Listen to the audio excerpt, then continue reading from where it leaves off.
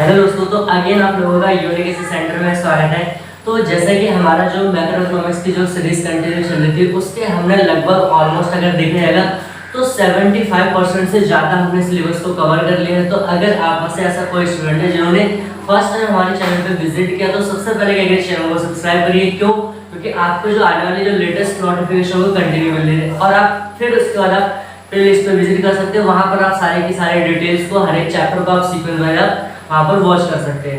So let's हम इसमें start करेंगे। तो जैसे कि हमारा जो चैप्टर चल रहा था, चैप्टर नंबर 11 था, वो फॉरेन एक्सचेंज रेट क्या होता है। तो मतलब इसमें मैंने आपको विदेशी विनिमय दर में स्टार्टिंग के मैंने कहते हैं 4 पार्ट ऑलरेडी अपलोडेड हो चुके हैं। तो अगर आप मुझसे नहीं देखा तो पहले फर्स्टली उस वीडियो को देखिए, देन इस वीडियो को, क्योंकि हर टॉपिक्स आपको बिल्कुल एक सीक्वेंस वाइज आपको क्लियर रहेंगे। तो इसमें हम बेसिकली पढ़ने के वाले हैं कि विदेशी विनिमय बाजार कितने टाइप्स के होते हैं, मतलब जो फॉरेन एक्सचेंज मार्केट होता है वो कितने टाइप्स का होता है वो देखेंगे। और इससे पहले थोड़ा सा मैंने आपको बताया था कि फॉरेन एक्सचेंज क्या होता है, ठीक है। फिर उसके बाद हमने फॉरेन एक्सचेंज रेट क्या होता है, ठीक है, उसकी डिमांड क्योंकि आती है, सप्लाई की, ये सारे जो एक इम्पोर्टेंट टॉपिक्स थे हमने 4 पार्ट में चीजों काफी डिटेल में मैंने डिस्कस किया है। तो आज हम स्टार्ट करेंगे types of foreign exchange market. Market कितने टाइप्स की होती है, ठीक है। तो पहला जो होता है आपका हाजिर बाजार या फिर इसको हम चालू मार्केट अगर हम बात करें इंग्लिश में तो हम इसको करंट मार्केट कह सकते हैं, फिर स्पॉट मार्केट कह सकते हैं ये। और दूसरा हमारा क्या है, दूसरा वायदा बाजार, जिसका थोड़ा सा आपको टर्म्स अजीब से लगेगा पढ़ने का, क्योंकि इकोनॉमिक्स की एक अपनी अलग लैंग्वेज होती है। ये चीज मैं आपको बार बार बताते आ रहा हूँ शुरू से कि जो इकोनॉमिक्स होती है बाकी हिस्ट्री पॉलिटिकल साइंस वगैरह से क्या बिल्कुल हट के होती है, उसकी अपनी एक लैंग्वेज होती है। तो यहाँ पर दूसरा जो मार्केट है वायदा बाजार मीन्स की फॉरवर्ड मार्केट, ये देखना। तो सबसे पहले हम इसकी यहाँ पर डेफिनेशन को देखेंगे, फिर इसके कुछ कैरेक्टरिस्टिक मतलब इसके कुछ फीचर्स को हम देखेंगे। तो पहले क्या कहना, हाजिर बाजार की परिभाषा क्या होती है हमें देखना है कि हाजिर बाजार वह बाजार है जिसमें विदेशी विनिमय का क्रय विक्रय। विदेशी विनिमय का मतलब क्या, फॉरेन एक्सचेंज, मतलब मैंने बता दिया क्या होता है कि अपने देश की डोमेस्टिक करेंसी को छोड़कर शेष विश्व की जो करेंसी होगी उसे हम कहेंगे फॉरेन एक्सचेंज।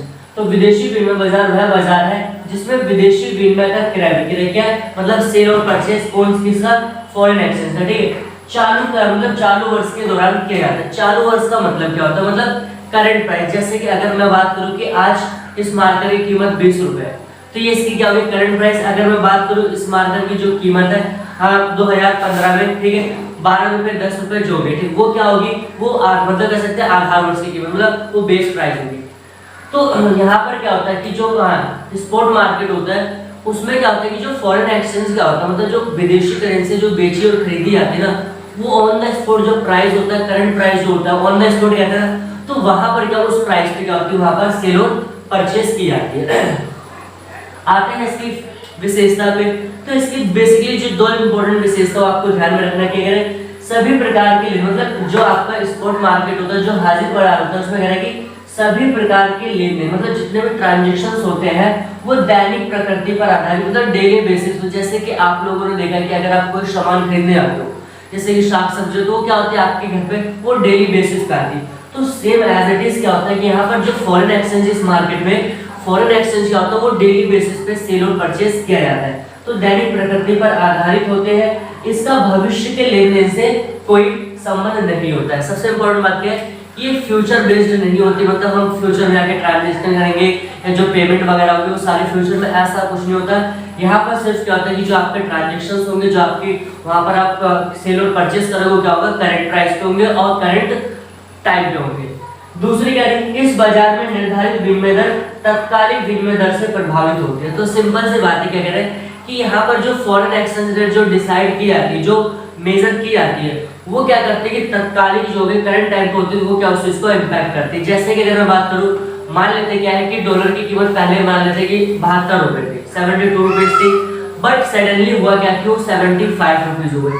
तो इन दैट केस, इस केस में हम क्या करेंगे, अगर देखेंगे तो इस केस में हम क्या करेंगे, डॉलर की डिमांड, इस केस में हम डॉलर की डिमांड नहीं करेंगे। मींस कि हम वहां से चीजों को हम मंगाएंगे नहीं, वहां पर आयात नहीं करेंगे, वहां पर इन्वेस्टमेंट नहीं करेंगे। क्यों?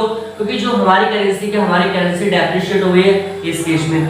जस्ट अगर एग्जांपल बताओ कि मानते हैं कि डॉलर की प्राइस 72 से 70 रुपीस हो गई या फिर 65 हो गई, तो इस केस में क्या होगा, इस केस में क्या होगा कि हम वहां से चीजों को, हमारा जो इंपोर्ट होगा बढ़ जाएगा, प्लस हम वहाँ पर जाके पैसा इन्वेस्टमेंट करेंगे, वहाँ पर प्रॉपर्टी लेंगे, वो टाइप वो सारी टॉपिक्स हम देख चुके थे, ये सारी चीज़ें करेंगे। तो यहाँ पर वही कह रहे हैं कि जो आपका स्पॉट मार्केट होता है उसमें जो करंट फॉरेन एक्सचेंज रेट होता है वो क्या करता है, तत्कालीन जो विनिमय दर होती है उससे प्रभावित होती है। आते हैं सेकंड पे। सेकंड हमारा क्या कह रहा है, वायदा बाजार। वायदा बाजार मतलब फॉरवर्ड मार्केट क्या होता है। तो सिंपल कह रहे हैं कि वायदा बाजार वह बाजार है जिसमें विदेशी विनिमय मतलब फॉरेन एक्सचेंज, डॉलर वगैरह जो होते हैं, ठीक है, फॉरेन एक्सचेंज का क्रय विक्रय भविष्य के निर्धारित किसी एक कीमत पर की जाती है। मतलब यहाँ पर क्या करना, थोड़ा सा आपको लॉजिक लगाना है कि इसमें ना जैसे कि हम कहते हैं ना कि कभी कभी ऐसा होता है कि हम उधार लेने आते हैं, कि आप लोगों ने देखा होगा कि जो राशन वगैरह की दुकानें होती है, ठीक है, तो वहाँ पर अगर कभी राशन लेने आते हैं तो वहाँ पर कुछ व्यक्ति होते हैं, कुछ महिलाएं आती है, तो क्या कहते हैं कॉपी लेके आती है, मतलब वहाँ पर उनको सामान मिल जाता है, लेकिन उसकी जो पेमेंट होती है नेट फ्यूचर में करती है। तो क्योंकि ऑन द स्पॉट वहाँ पर पैसे नहीं होते, ठीक, कोई भी रीजन हो सकता है जो भी, ठीक, तो वहाँ पर क्या होता है, फिर जो वहाँ पर दुकानदार होता है, ठीक है, वो क्या करता है कि उसके पास एक अपना रजिस्टर होता है, वहाँ पर उस चीज़ को लिख देगा और उनके कॉपी में, तो वो जो पेमेंट होती है कहाँ पर होती है, भविष्य में। तो यहाँ पर क्या होता है कि जो भी हमारा क्या होगा कि जो भी हम ट्रांजेक्शन करेंगे, जो भी हमारा क्या सेल और परचेस करेंगे फॉरेन एक्सचेंज का, वो का फ्यूचर की कीमत होगा। मतलब ऐसा मानते हैं कि 2026 में जो डॉलर की कीमत होगी वो 75 रुपीज होगी। तो एक सेलर और एक परचेज क्या होगा, इस चीज को डिसाइड करेंगे और फिर वो क्या करेंगे, भविष्य में आके वो ट्रांजेक्शन करेंगे, उसे हम क्या कहते हैं, फॉरवर्ड मार्केट। फॉरवर्ड का मतलब है हमने मतलब जो आज के ट्रांजेक्शन हमने कहाँ पर फॉरवर्ड कर दिया, इन दैट फ्यूचर में, ये हो गया। अब दूसरा इसकी जो विशेषता क्या कह रहा है, यह बाजार केवल भविष्य से संबंधित होता है। मतलब कि पूरी तरह से यहाँ पर जितने भी ट्रांजेक्शन होंगे, जितने भी पेमेंट होंगे यहाँ पर फॉरेन एक्सचेंज को सेल परचेज करने के लिए, वो सारी कहाँ पर होंगी, वो फ्यूचर से रिलेटेड होती है।